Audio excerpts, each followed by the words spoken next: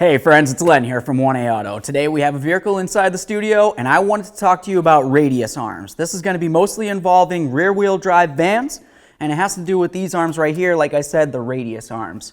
We're going to go over temporary fixes versus permanent fixes and some of the things that you might want to pay attention to.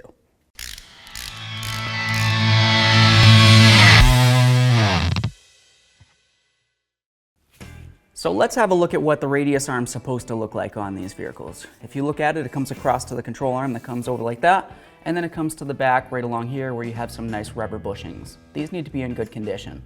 But leading up here is where the actual issue is that I wanted to go over today.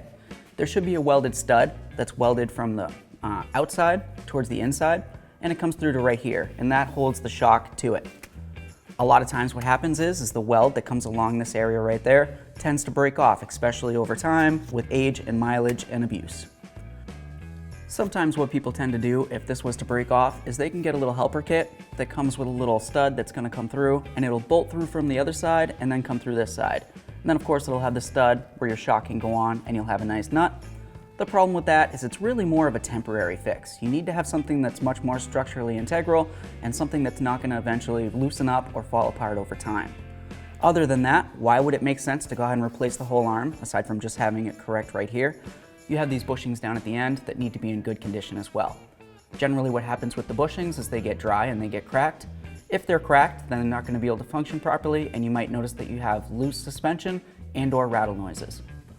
So let's have a look at the other side over here. This is a much more original looking radius arm, as you can tell. Everything's flaking, it's kind of in poor condition, not that we're really worried about paint.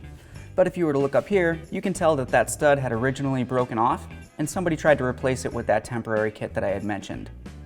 If you replace it with the temporary kit and you don't end up tightening it up the way that you need to, you're going to find this issue. What you might find is that the stud starts to pull away from the radius arm itself, and then of course that stud that's going through is going to expand the hole inside the radius arm, which of course would be a major issue. If this happens, you're probably going to hear some rattling driving down the road, and you might even feel loose suspension, as I notated before. With that said though, let's move back here to these bushings, and you can see what I was talking about the cracked bushings. This is obviously no good.